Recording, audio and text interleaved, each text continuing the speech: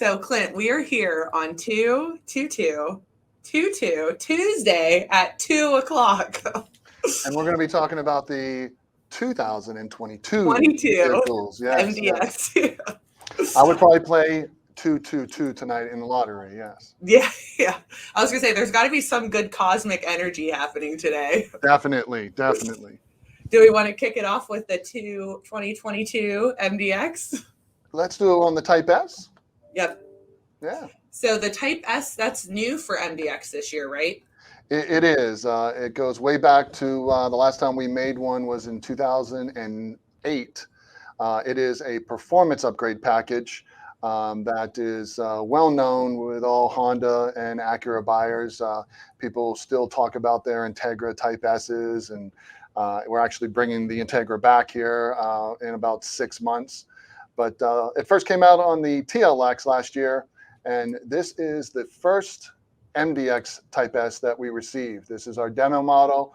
The color that you're seeing is Apex Blue, metallic pearl, and I believe the interior would be the Ebony. It only comes in two interior colors, actually three. I'm sorry, Ebony, Red, or Orchid. That you can see is the wheel. You have the red calipers, which are Brembo brakes. So again, it's the performance upgrade. So you're going to get performance upgrades on your wheels, your brakes, your suspension, your transmission, your engine, the all-wheel drive system, the exhaust system. Everything is upgraded. This is taking the normal MDX and powering it up with a 3.0 V6 turbo engine that puts out 355 horsepower and almost exactly the same amount of torque, which is really what you want. It's 354, so they only missed it by one. But this is going to compete against your upper end luxury sports SUVs like the the BMW M series, the Audi S series, the Mercedes AMG series. It's not as expensive as those packages are because this isn't a V8 turbo, but it is Honda slash Acura's performance upgrade on the Acura. And the MDX is the #1 luxury SUV of all time that has a third row. A lot of people don't know this car was the first ever to have a third row seat. So it's legendary for that reason. And it also was the first car to have its own climate control in the second row. Oh, wow. I didn't know that. You can see the quad tips, dual exhaust, the big diffuser underneath the back just to give it some more of that airflow.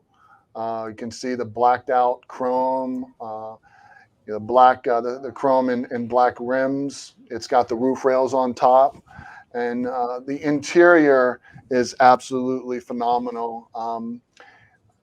Acura is known for its audio system.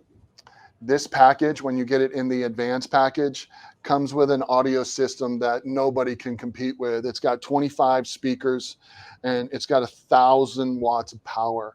That kind of system should be in a house. Mm-hmm. I saw it. Looks like stuff. We have a question. You can see the designer stitching, contrast stitching with the red. You can see the speakers on the doors. There's a guy named Elliot Shiner who is a 8-time Grammy Award music producer. He's a legend. He makes all of our sound systems in our cars, and he's one of the main reasons why we get ranked #1. The last time an Audiophile magazine tested our sound system, it was ranked #1 out of 70 that were tested. Oh, wow. So look at the craftsmanship, the workmanship of the stitching. This package also has front massaging seats for the first time ever. Yep. You can see the aluminum pedals, more of a sportier steering wheel that's cut off on the bottom with extended paddle shifters. Mm-hmm. You can see our navigation screen up there. This has wireless Apple and Android Auto. So at your Apple CarPlay, as soon as you get into the car, would sync right up with the phone. And then we have a QI wireless charging dock right there below the camera in the middle there. I know the wireless, it just makes it so much easier. No cords or anything like that in the way. Yeah, the old cars, you had to plug into the cord, the USB cord. There's the wireless charging dock right there. And there's our touchpad. If we can stop it right here. there's a lot of things online that are saying negative things about this little touch square right there. So that screen that you saw up on top, it is not a touch screen. We used to have a touch screen, but what do you have to do to a touch screen when you're driving? Look at it, And touch it, right? touch it. Yeah. So to touch it, you actually have to take your hands off the steering wheel, look over, and you have to touch it, which is not really a safe thing to do. Mhm. This little square pad makes that screen work just like your phone does, but you can actually see the screen, okay, through your peripheral. And if you know where the buttons are, you don't even really have to look. So wherever you touch on that pad, you're basically touching the screen. If you want to swipe to the next screen, you simply just swipe that pad. So Mhm. there is no cursor. It doesn't work like a mouse. It works just like a smartphone. But what a lot of people don't know, and a lot of people don't read on these forums, is there's a button on the steering wheel that you can pretty much control everything with your voice. And with your syncing of your phone with your Apple CarPlay and your Android Auto, if you know how to use your phone, if you know how to use and play the music and know how to text and know how to call, if you know how to put a destination in, then basically that's what you're going to be doing in these cars nowadays. So most of the people and the customers that we see, they're not even using the navigation system that comes in the car. And again, Acura is a pioneer of that. We were the first, Acura was the first company to put a navigation system into a car. We were the first to bring Bluetooth, okay, wireless hands-free with your phone to the market, and Bluetooth audio when there was only two phones back then, and one was a BlackBerry. So that's how far we go back with our technology. Mhm. Roll it. That big silver button right there, if we could stop right there, that is our dynamic mode. Hopefully you guys saw it. We can change, there you go. See the silver button right in the middle above the gear shift, which is a push button gear shift? That is called a dynamic mode. That will change the car from more of a comfort feel to a normal feel to a sport feel, and even a sport plus feel on the Type S, which almost puts it into a track mode. And then you have an individual mode as well. That's important because if you want a car to feel more like a, let's say a Lexus or a Cadillac, or more of that luxury feel, let's say if you're, most of the wives like that kind of feel, you can give them that. If the husband or the wife, but mostly the husbands, I find, if they want more of that tight feel, more like a sports car feel, then you can change that to more of a sportier package. And what it's going to change is the feel of the steering. The gas pedal is going to be a little bit harder to press. It's going to change the 10-speed gear ratios. And we have a noise canceling system that's actually built into the car. And we can turn it up or down and allow more of the engine noise and the exhaust noise to come through. Now on this Type S, it's going to be more in the sportier version all the time. Mhm. Simply because of the engine and the exhaust system that it has. But when you buy that car, that's what you're buying. Mhm.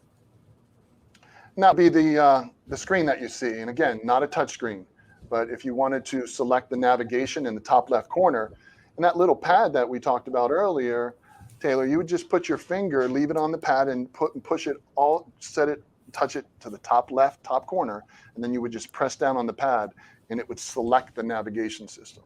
You Like can you see said, the little, yeah, go ahead. that sounds so much safer, because you're not, like how you said, reaching, touching, looking, like it's literally Yeah. right here. Well, let's leave it right here for a second. Down on the lower left, you have that little profile, and then you can see where the little voice is coming out of the mouth. That would be the talk button. Okay, you would have to press it. And the difference between talking to the car and talking to your smartphone is how long you press that button in for. If you wanted to change something in the car, you would just simply press it and release it. A little icon would sound, and you would talk to the car after that sound. If you pressed it in and held it for, let's say, at least a second, it would engage Siri or your Google Assistant, okay, or Alexa, and you would be able to talk to your phone, and it would be able to do whatever you want on the screen. So it can play any kind of music, it can call anybody, it can text anybody, it can read your texts, you can text back, all hands-free. It can use the maps that you have on your phone, different apps, and take you wherever you want to go. You can ask it, what was the pen score last night, and it will find that for you. All available, and your hands never leave the steering wheel. So that's the safest. Mm-hmm. Wow. You can see it's more of a sportier steering wheel, cut off bottom, similar to like, what the Corvette has. You have a digital dashboard that changes as your dynamic mode changes. It has 24 different ambient colors inside that you can choose for lighting at night. It's just, we're very, very excited to have this. We're going to be getting more in the future here, but this is the new flagship for Acura, because there's no more RLX. We're getting a question in, looks like, is that tailgate hands-free? On this package, it is, because it's the advanced Type S. There's two different packages. You can have a regular Type S, and you can have a Type S Advanced package. The Advanced gives you the hands-free power tailgate. It gives you the upper audio system with the 25 speakers. It gives you those massaging front seats. It gives you a few other things, but that is definitely an option to look at when you're looking at purchasing one of these vehicles. I was gonna say, yeah, this sounds like it has everything you can think of. It's pretty close. And again, you have the reliability, the performance, the resale value, the low cost of maintenance that Honda and Acura give you. Plus, it's made in America. Pretty much all Hondas and Acuras are made in the United States now. A lot of customers don't know that. I'm trying to get that out as much as possible. I was raised, my father was in the Navy for 23 years, so I try to buy as much as I can that's American made, even though this is a world economy. Ford is the only company that makes more cars in the United States than Honda and Acura, and that's pretty surprising to most people when they hear that, because it's owned by the Japanese. But they spent billions. They spent billions of dollars building new facilities, mostly in Ohio, Alabama, and Indiana. But obviously, with Honda, they make a lot more than just vehicles. If you want a good lawnmower or generator, you should probably check out the Honda.